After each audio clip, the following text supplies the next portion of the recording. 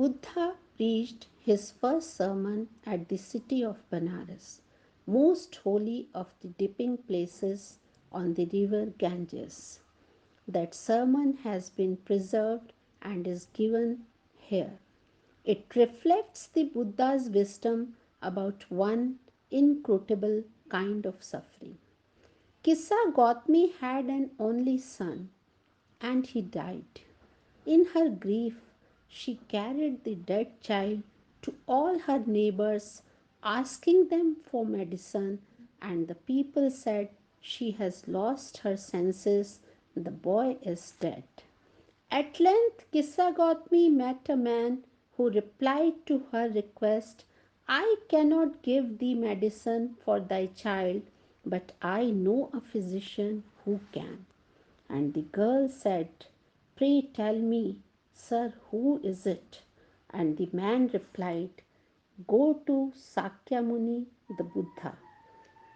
Kisagotmi repaired to the Buddha and cried, "Lord and Master, give me the medicine that will cure my boy."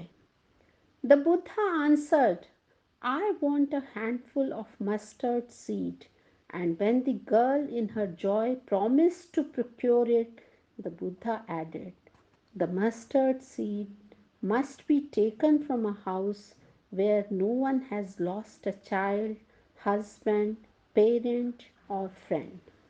Poor Kisagotmi now went from house to house, and the people pitied her and said, "Here is mustard seed, take it." But when she asked, "Did a son or daughter, a father or mother die in your family?" they answered her, "Alas, the living are few, but the dead are many. Do not remind us of our deepest grief." And there was no house, but some beloved one had died in it. Kissa Gautami became weary and hopeless and sat down at the wayside watching the lights of the city as they flickered up and were extinguished again. At last, the darkness of the night reigned everywhere, and she considered the fate of men, that their lives flicker up and are extinguished again. And she thought to herself, "How selfish am I in my grief! Death is common to all. Yet in this valley of desolation, there is a path that leads him to immortality who has surrendered all selfishness." The Buddha said, "The life of mortals in this world is troubled and brief and combined with pain, for there is not any means by which those that have been born can avoid dying. After reaching old age, there is death. Of such a nature are living beings.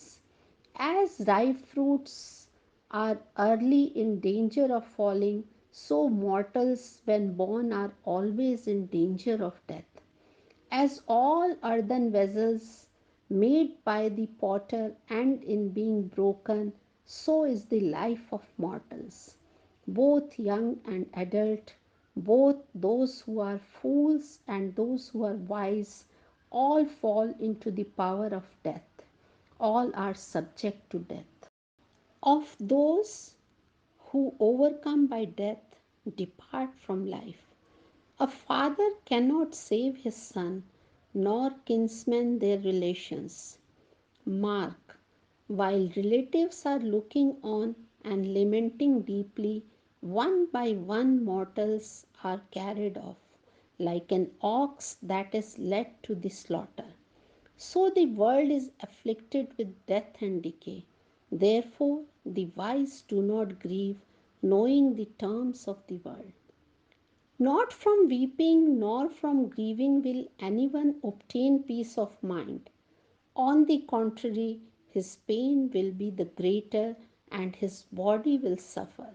He will make himself sick and pale, yet the dead are not saved by his lamentation. He who seeks peace should draw out the arrow of lamentation and complaint and grief. He who has drawn out the arrow and has become composed will obtain peace of mind. He who has overcome all sorrow will become free from sorrow and be blessed. Thank you. Thank you. Take care.